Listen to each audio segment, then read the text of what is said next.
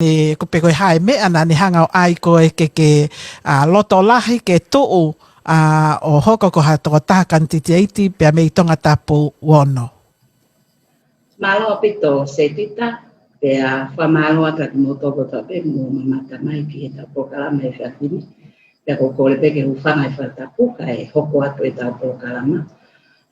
Se tita ko fa malo te ma e fa ngamari ka ko loto pe ke talia to fe i e wafe tahavalu ko e peleli e wafe tahavalu na e mahalo pense tita te ke fa kau pe ko me a ko ni ko a fa mato ato pe ko fa kata tita la tu pe me mo ni na fa hoko fa ta ua fa ka mahina on mo tu o ai ta a general conference e siasi ko kau ke e be siasa sukalais kau man oni ngai au ki ni pe ko e paha ngai general conference e peleli o wafe tahavalu na lea e taha kau taki mu ako mau sia ko kau kia ko elder ballot pe ko ne ko ngai ne lea na pehe ne lea o ki kai to tonu ke to momo e kai ngaloto e siasi atangata mo fafine fato os ka pau o na loto kia ke feinga ke tu uma fa pule anga e fainga tu uma pe o pule anga na no fo o fema o taule o e ahoni mo mahu inga e tau ngai ako anga o tau ngai kolo mo tau ngai fonua o feitu o ia e demokalati o tau fatongi ia e tau hoko ko kai ngaloto ke fili haka tangata pe fafini fra ki o na loto ke ngawe. So that was April 2018 na fai koe ai ku fanongo ke lea ko tempa nai ha wai ka te au na ki yongo malo pe ma fana ko loto e ene pehe I have worked in CRC for so many years. Kau ame pe mai o fie ma ko taule o e pule anga te tau kawatu. Yo no nga we ko pule anga. So ma foki ki api e ku usually ma algo ki api ma sit together as a family e ma tala no pa hanga me and inspire ma dol in I talk ko a conference. And that was my share. Na tarange family. Na ya me ana o pe ko mo ia we fai ke he ko nga pa uia he me ai o pe ko kau kia. But I feel very strongly about it. Ko la be mai ata inte o alo ngau he pule anga. Ma te o alat ka pot ngau e pule anga. O to ko ngau e ke mahalo e ata inte. I do not know when, but I feel like he's speaking to me, directly to me. Te o mo be ma fana ko lo to tai ko be. So se tita na o se ai wa ta valu mo to ma o pe o ko ya kana ke wi lo ko fe e tai ni ko ya tengo na pekia ko akilisi i he wa fe tahiwa se pitema ko wa fe tahiwa ko fo i ongo ko ya na to fo ki mai ka fo ki pe ao malo hi ta ka pa e ke ta kia se misika ko se misika fu ta ko na to hi na to hi le ka se misika pa talange ki se misiko au te ulele atu me tonga tapono. Hili pea koe, ki wike si i koe na whai whiripure anga koe o mole. Tai koe na mawahea ni i koe o wha o pure anga koe taimini. Koe taimia koe na uongo i maroe. And Nisi knows, you know, he went back to his messenger and saw the long futohi loloa koe na uangi koe whahange express it clearly.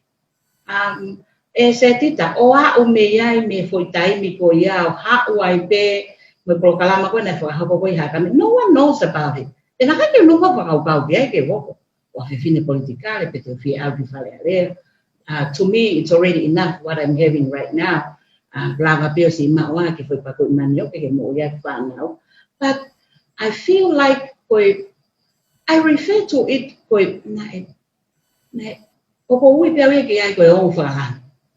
So and I can't deny I ongo ko ya ko nga e malo ya ko be ka awe tain ko to. So malo pe ko ki lava o faka lave o ha o ai pe ko ni a o me ke ahoni. And I pray about it ko au kai pa lo tu piai e au tala noa ki he kau taki pe au tala noa ki he kau taki o e kolo mo ko le faka vahe mo e kau taki lotu. And I feel right about it. O be ko me to ton pe. Ma ko ki tai te ke hu ko. Tō hata o pēto e whāne ai, o kai pē whoke ngai mea pehe, ko ui ai e ki ho toloto ke te whaiha mea pe ko tonu pe ke te tarango fua ki ai. Ko tō kai taimini nā ke tuu whoki pēa mo e toko taha ai ko saia pentani pēa mo wāhinga pēa ko mahino mai me whakamatala ko ia sea o i koa team o ku me ngai savea ko e nai whakahoko ko ia ku ke mao ai ngai savea ko e ni e whane.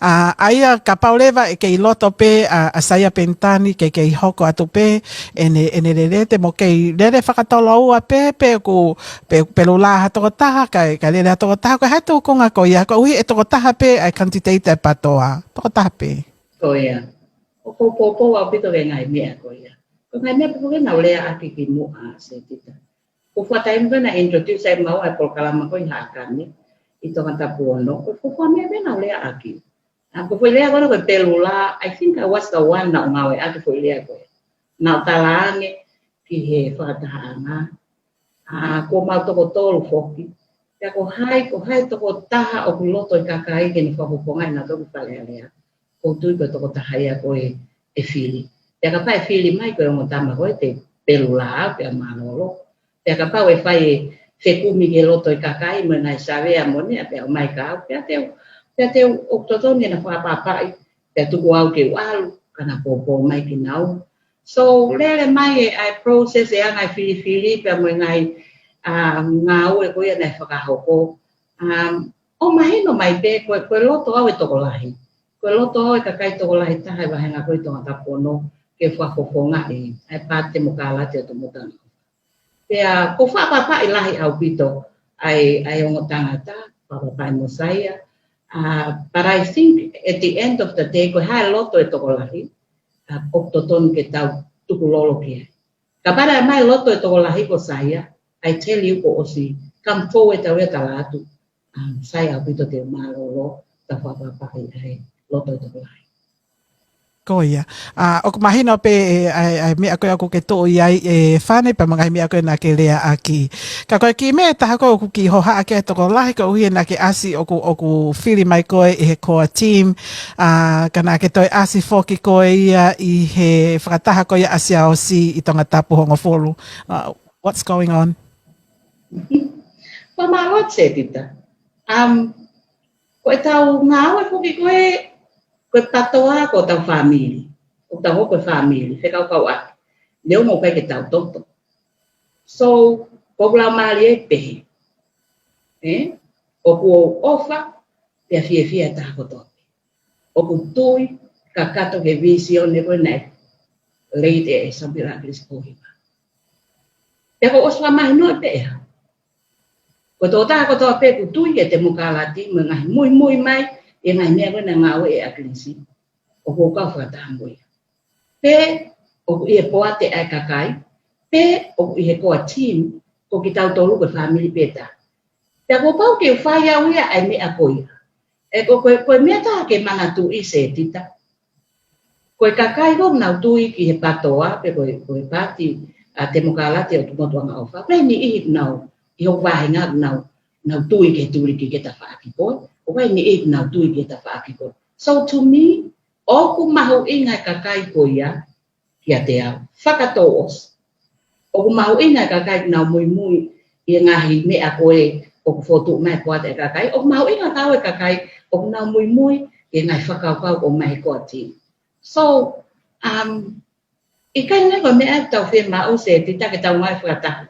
Ke tuku ki mui o tau ngai whai kehe and we come together as one family o ngā wei ai visione koe na sanga Samuela Crispo hiba o whokotuku ke tau ngā wei. So, pia au I don't, o sio aku ke tā kotoa pe. Ta tau ai pe patoa, pe o kuta e patoa. O ko ofa pe o ke tā kotoa pe.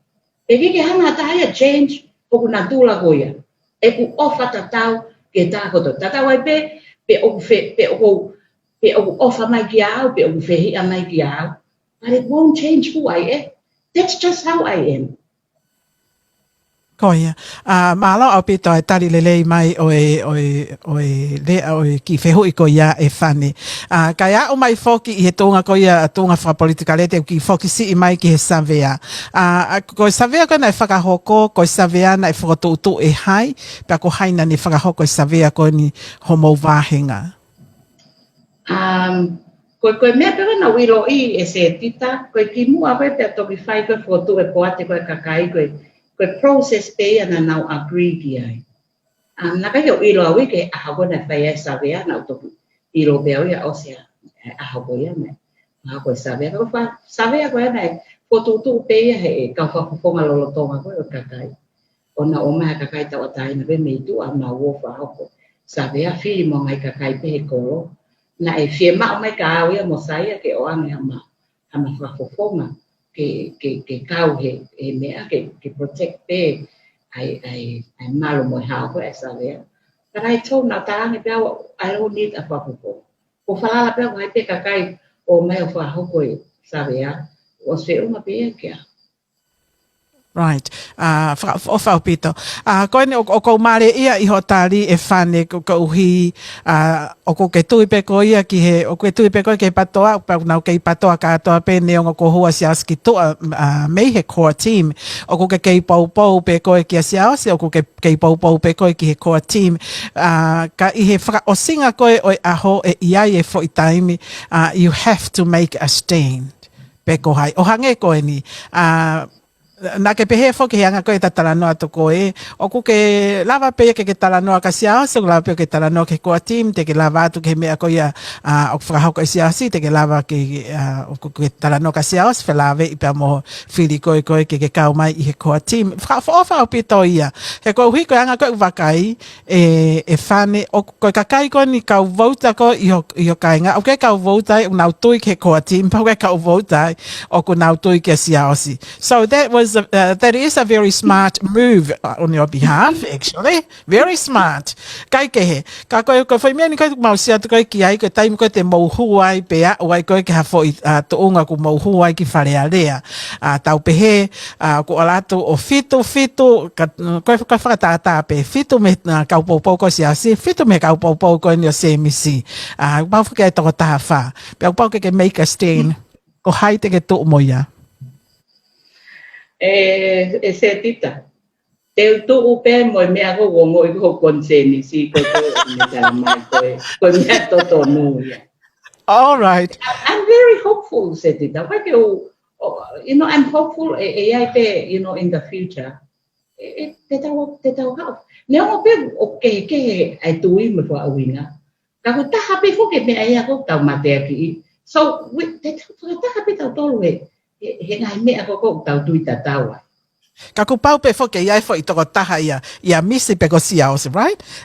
He kai ke pare mia toko ua, e taha pe. So, ku pau pe ke mau make a stand. Te ke lava o mai ho whiri he taimini pe ku ke pe ke tuku pe. Se tita, koe ongo tanga taku ato osi o kui ai pe o na ngai marohinga. O ai si e ngai marohinga, o si o ngai marohinga ko se misi. Fefe ke o te tauhanga o tuhu i pehe i mai ka mautolu ai ho i feu i koe ia. Ka tau pehe ke whakataha i o na marohinga, pe hau koe wa pule anga tu uloa mo Koe tau whakaamu ia e whane, ke whai ange ha taimi ke waweni mai, ke whai mo soti au te ki fo i tawhaaki ko ia. Ka te tau alupe ke he worst scenario, o ka pau ia atu ke ha taimi, o ko i kai ke hoko i whakataha ko ia au tau una loto atu ki ai. Pea ko pau lewa ke make he kau kantiteiti in our stance. Peko whewhi tū ko ia te nau tū mo ia. Ai ko ngai mea o kou whakaviviri atu ai i he hauani ka ko ke loto pe ke ua te ke tari mahe taimini. That is again very wise. Ai ta whake ko ia. E whane koe wahenga ko ia o tonga tapu o no. Koe hae nau fie mau vivili. Ko ia. Se tita malo o pito koe ma wahenga ia o kulahi taha e kaungoe.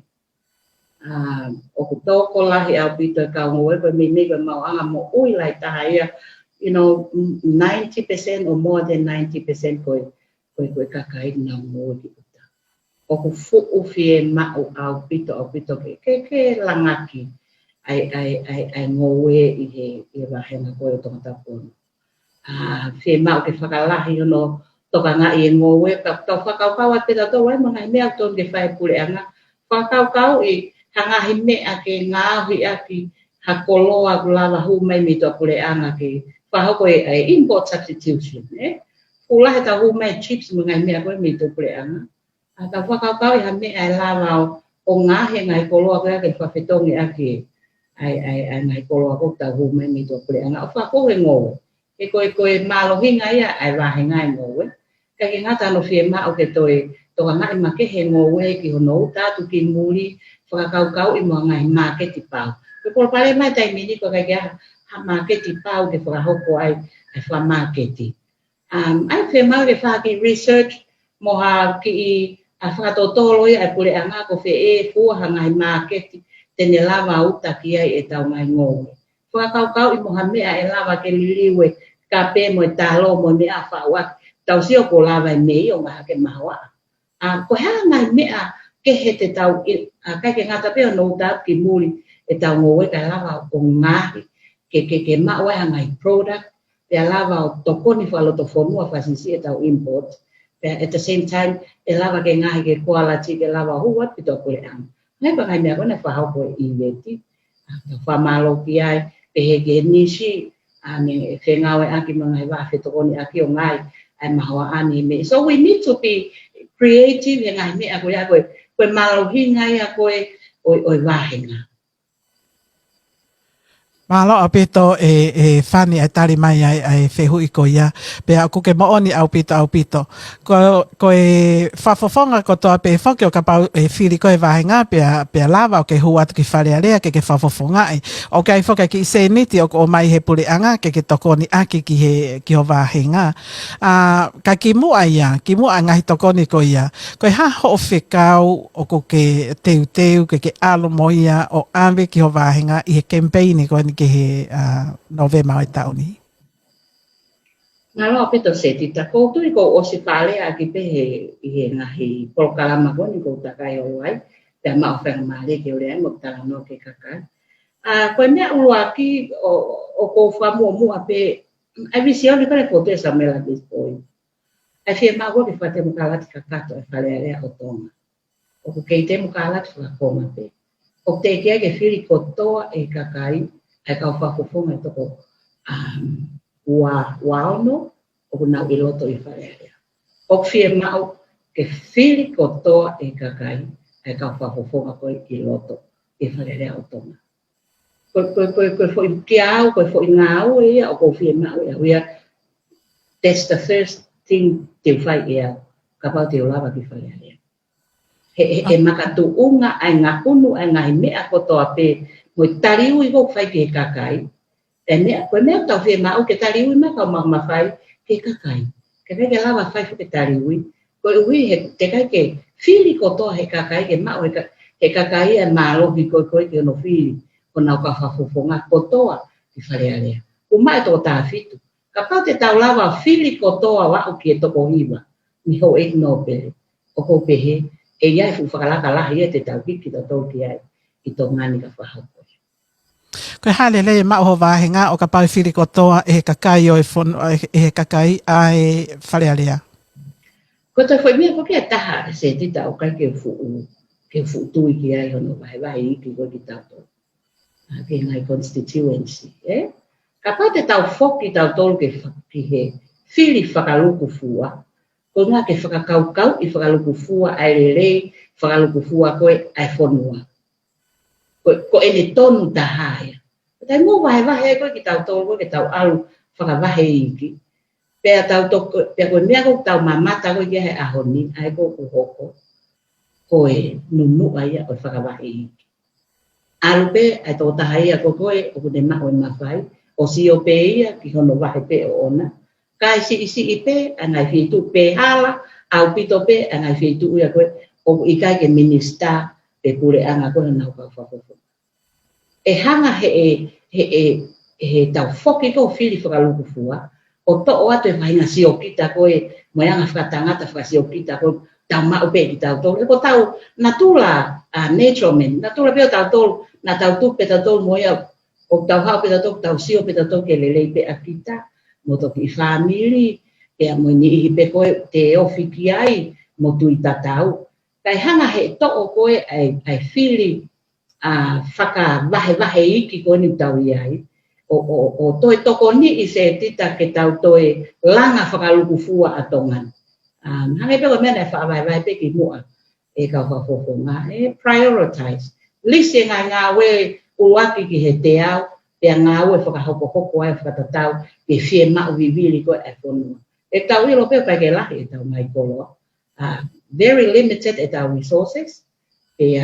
Ohi ko si koe e tau ngahi resource ko i tonga ni mo mau anga paanga ko pau ke tau nga tau tolu o whaka hoko ko fe mea ko mau inga taha ko fe mea ko e whika wa ko fe mea ko alia tu au kito be ki mui pa to bia paanga ke fai te to ai te ka pau i kai that's okay e mau inga nge anga mea ko na to fola ko ki ata matui ai ako mo ui lele mo whaka tuku e ngai koloa ke flasi isi ai huma koloa mi to kule anga kai lawa ke longo mo ui economy ko atonga.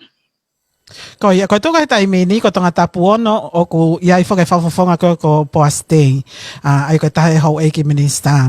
Anga fefe ho finga ke auhi ai fafofonga ko ni ko uhi ko osi ia ini ngai campaign ku lo tonga le hanga ko tanu ko mo ngai hala fefe ho ngoi. Se tita malo opito. Io. O ko ilo i pe au ia whaataku pe ko te wei pā ma fu laione. Ka pe fo ke wili fia au ke laione. Ko ostala pe ko kainga. Ko hoku sino, ko sino pe te ne lava whakatoki. A honorable poste. Ko e tangata ko kemi ko whapapa. E ko whapofonga na ufilia. Ke alo whapofonga i hokle o whaiare. Taim pe kone mawahe ai o whau koni e pure anga koni he lolo tongani. Oku o si mahino peia ke kakai se tita os malanga i mai sa mera visko hiu mi pulo. Koe paanga ko whaia ka ngāue ke kakai o whonua. Koe paanga pea tātou. Koe tu hau pea a koe moa. Pea ku hau pea pule angai a whakahoko at kona o ngai whatongia ke whakahoko at ke kakai. O hangi koe ni koe tanuara. Tanu tō atu e tanu ai ngai halaia. O pahino pea ke kakai pe paanga pea a ki tātou. Ke whahapa ke ngā. Koe mea kau kai ke mahino koe ki au, koe hao kai ke tufa tatau ai ngai whainga maari e koe. Koe ha mea ko tānu ai, atonga tapu ni mai a, atonga tapu ono e kakai tānu ai, atonga tapu ni ma. O koe ngahi luo i ai, ka te rere ki tai, o te mei tō ki tai a puri ai pe te mea rire. So, koe mea koe ko ngai ka au kai ke mahino. Why? O angi ai whainga maari e ia kia A, mo B, mo C, kai tuku a T, mo I, mo F, koe kakai tonga pe, tau to tong tu hau tatau pe, tau whakahoko ngai ngā ue ko toa pe, koe tau ofa hau tau whonua. Koe angai whakauka. Mari au pito e whane e whakakaukau ko ia pea ko tui pe a moni ho lawe ko e vei pā ni pea moi fu laione. Fu laione ko e ni paanga nei e toko nia he pule anga. Ka moni whakawhakaria ko e paanga pe ia tuku hawa e kakai e whonua. O ke kai ko ha tō hake pea mi ho nau ngahi kato ka ko e tō mai pea mi he kato ko ia o e paanga tuku hawa e whonua whakahoka ke ngā ue ko ia. E whane i he lere atu koe ni koe taimini ko oskamata aho o campaigni i he taimini pe ku tuku atu pe ke toki hoko atu pe ku koe hae whainga ngāwe ku ke lere ai i he taimini pe mo wāhenga. Malo apito se tita. Na e oskamata mai pe ngāwe ia. Talo pe me osi koe polkalama ne whahoko i maasi koe wanoa i hakami. Introduce ai mautoko ka whakuponga. Pa whia mauko ke mau tala noa ke kakai. Talu e me tala noa mai ke kakai, me iai, whawhoi tui, hāpea ki whalukunga, hua ta kalapkawa tonga, hua ta whai anga lotu, hua tu he ngai polkalama kuki ke ngai kolo, ko mai whanga maaria ko tala noa ke kakai. Lele pe ma ngai ngā ue ke hea whahoko. Whai ngā ue kono toko ni i ai ngowe ai kakai, whahoko moe kōreo ngai tokoni.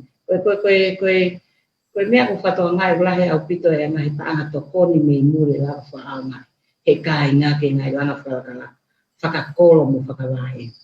Ka sisi au pito ke ia ni i o na maha tau ke toko ni hono toki ngai proposal ke ngai project ko ia. So ko mea whai tai mini, I mean, ne kamata polo me, a hono toki ngai project ko ia.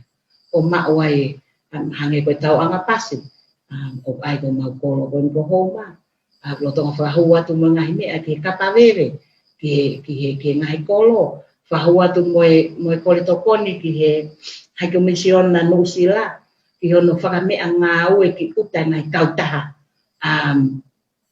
tau ngā ue ko toa pe ki uta, wai ngai kautaha tau ngā ue to tongi ngā ue ki hono toka ngai ngō ue koe kakai. So ko hanga whahua te kore, toko ni ki nau tolu ke whanau kakai. E ku whai pe ki ngā ue ki uta, pako tai ko toa pe maa kautaha mi halalo pe ko hoa pe ko utulau, o ka ke whaakakato mea ngā ue ko whemau ke whae ke ngā ue. So, tahai ai mea ko lawa whai, identify e whanki kautaha, le sisita ki nau tolu ke mahino nau exist, koe whanki i non-profit organisation, whaolewa ngahi project i o toko, o awe tuki loto ke o mai ki whanau nau ka kato aki nau tolu, ke nau lau whahokle reo nau mai whatongia ki uta. Pake ngata he maua e nau se niti ko nau moa mo ui, ka au kune hanga poko whakaiwia ka kai ngoe. Ka kai ngoe ko nau whatau atu whalot whonua mo uta ki tō kule anga. Poko mahua i pe whonua pia, toi mahua mai i pe ai income ki he economy ko atomani. Malo apito e whane whewi whakasi peka hiko tataimi ko tai e tataimi i he hauani. E whane o koe direction koe ko hanga he pureanga seti mai ke lera he pureanga lolotonga i he taimini. O ke tui kia peikai? O kai ke tui kia. Okay, ka paulewa o i kai ke tui ki ai. O kou tui pe i he ongo whoisino koe ni o siha osi pe moe take koe ne koa team. O ku ke pehe ko hai i he ongo whoisino koe ni moe personality koe ni pe moe iwi koe ni o ongo take koe ni tene lava fuhu i a direction koe ne pule anga ke mau lava ai o aluki loto. Se tita, hange pe ko lava koe ki mua. He kai ke lava ai hatota. Ke whai ngā ue koia. Koe ngā ue koia, we have to work as a team. Pea kou tui au ia, koe whakatātaha i koe, ai whoi ulu e taha fitu, put together, ke langa ake tau ngā ue te tui kia. O kai ke tui au ko whenga ke ngā separate mai, ai o ngota mai o eiki. They have their strengths. Both of them have their strengths. Which I believe, ka pau e whakataha i e ongo, ai ongo mālohinga ko ia. Whakataha e ongo mālohinga, ka whafofonga ko toa ka e lava. Te whau lava o ngā wei, ai pure aka ko ni ka hoko mai ko e tau wha amu ia. Ki hatu unga se tita o tau pehe ko tu unga lelei au pito ia. I anga e wakaiat kia. Koto iki ai, ka uhika kai koe ke mao ai tau kei pia moe expertise i he ria koni o kumahu inga au pito i leadership ia i he tataki koni o i patoa pia ko hono whakataha i koe ho mau ngahi i vi, mau ngahi whakakaukau e malawa. Ka kua pau ke ia e toko taha ke ne taki ai patoa, i kai koia. So, o ke pehe, ko hai he o tangata ko ni o ke pehe o ku tatonu ke ne tataki i patoa pa tene whakaau i patoa ki loto ke tau ai visone ko ia. Ko kata ki pehe ko tautou e ke ate. Malo se tita. Ke ate au ko loto e toko lahi ko ia. I can't say A or B. Ko loto e toko lahi. Kapate ta witness e ta fitu. Ko hai e loto e toko lahi e ta fitu. Ko e ta ki ia. And I'll go with that. Very good indeed. Very good indeed. Pea koe whakate makalanti ia e whane. Whane koe, o te aha mea o ke loto ke o mai i he tatalanoa koe ni koe ta fufua taimi whakene ta pō talanoa ai i he pāngani pea ke te au e whane. Nā kei ke wanga o ai hauk whehui ke o atu ke te koe na ta pō talanoa pe. O se peho talanoa mai ko talanoa ato. Ai koe pō talanoa ko iau ko fuwhewhia au pito i e ngahi mea koe ku ke hanga tuku ange mai pea maaho ka inga pea ko wakahi fōpe ke ngahi tohi koe ni he pesi live ko ni ai leti o ku lahi au pito ai ngahi go funny yes funny no hatu funny Tamai le vai ni o fie mau ke ilo fane pe ko fe tu ke tu ai. Kai ke he kona ko ke o mai pe fane o kai ke loto ke nga tu I mai he taha o ngua ko ni he kana fa ana malo nga ke te ko fa pa I lo ai o take ko ni ka mo oni ho lave. Mo ho ke loto pe ko hai pe ko e fili ke to lahi pe mo go with it. Kai ke he fakatau ange pe te nau lava o ngau e fakataha. I he hua to ko ia ki loto ato. Kai ke atu ka te koe ki miniti koe ni e ua ku toe e whane ka pauta iai hao o mea o ke loto ke tāna ki mai wha o sea ki ta polo kalama. Malo pito se tita. O ku whahoko e whataha ku komi kempeni he wika ue au pule lulu. Nai ke whae pōni kau ki tolo pe koe e whanki uhinga pe. Pata e whae he pule lulu whiria e sea, whiria e me sekretari, whiria e me take ngai koro. Ka wai ngai whotutu os mape I pe me kapata pe he ahoni o lere atau ki novema ke aho whae whiria whare area a ngā ue ko ke wharaho. Ngai whotutu ngā ue moe ngai palani o ngai mea ko tau pe os maui kia ke whahoko e kukomiti. Paku e whai e kolokalama he aho wahiwa koe o siulai. A ka ohiwa o siulai ko pete ia. Koe hoko ia hau tau tongo fulu mahiwa. Ka ko whemau pe ke whai pe e kolokalama I hou ma hoku kolo o whaanga ko hou o whahoko ai e kolokalama koe ni. And I already invite the core team. Os whawhe katoa ka whakupoka pale alia. Core team, na whao katoa ki ai. Tan kona invite si ausi, mo kuat e kakai ke nao mai katoa ki. Koe hokula maari e. E whaha I pe ngā ue hokula maari. E whia koe ke unu mai koe ke tau ngai whata. Tuku ki mui o tau ngai whai ke he. Ka tau look forward at koe hai malo hinga tō tātau wha au ngai. Pea ngai mea ku hoko I mui, whangalo kia tia ka tau sio mua, ki November mo ngai tau koe ka hoko mai. Koutu koe mea mahu I ngai a kou. O kou lotu pe mo ngā ue piki ai. Ke ai pea taimi o whakangalo ki o tau ngai whai ke. Pea ngalo atu mo hangahi tō nou ne hoko ki mua. Mo hangahi mea na e whehalaki, na e osi hoko I ki mua. Pea we forget about the past ka tau sio tatou ki mua. Koe hai mea te tau lawa o whai mātonga. Koe hai e whilau o tau hoko ati ai ke toi hiki ake whai whatongia koe mātonga ke toi lele yang ia toi taime tāki mua. Ko tui koe ngā ue mahu ingai ako and hopeful koe taha mea ko te whiawhia lahi ai koe we need more women in parliament. Koe iwi mā lohi o mai he kakai whiwhine ki a ngā ue.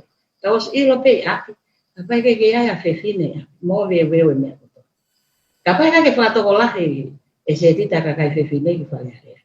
E kei tō mate, hange pe whalearea ia koe tu unga koe o ki ai koe taimini. Ka kou whamalo lahi atu, koe uhi koe komo tu umai, se tita, ko Ana, ko Valerie, koe whiwhine koe taha, ko ngāwe ano I mua. O ko whiwhia ma pe koe ia ka kai whiwhine nau.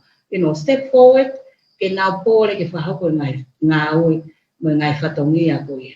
Which I believe, ka tau toi toko lahi ange. O fuwhie mao au pito tau le o tau tō I whare area. Te ako tau le o te ne lawa he ka kai whiwhine. O whakamā opo, pea whakanonga, pea whakarelei, pea whakawhie māre, ai mea ko tōpe. Te tau fuki peke pēsi kikia. Ka waka kia whaea. Se kovi au pite family. Taka pau pule fa eka ia tamai. O si mai no peko. Ia ngai mo we mo ngai me ia. E hoko ia he ko ngai mole. E fa ia ko mafu ko eka. We fa malo a lo to ho nga to hi pe ma ko. Fa mali ke to to. Fa malo at ko ngau le o mo fa hoko me na. Fa malo mo ka popo na me mai he na ia mo fitu pe. Tonga ni mo muri mo whanau mai whamalo lai. Tatau ai pepe uke popo mai pepe ai hao feedback o mai o I kai ki fulelei o kukwao o whiawhia mo kia setita. O whiawhia e maha feedback lelei ka ko toi whiawhia o ka pai ata e lau mai ka. O wihe ko whiawhia ke toi ki tu o wakawakai he ko ilo e awe wai taimita o whiema o ke tau tokanga ke ngai whakaanga mai toka ki tau tō. E kwa mea te ngā ngai ki tau tō e tau tō lelei ane pa tau tō whalaka ane tūnga na ia e tūnua.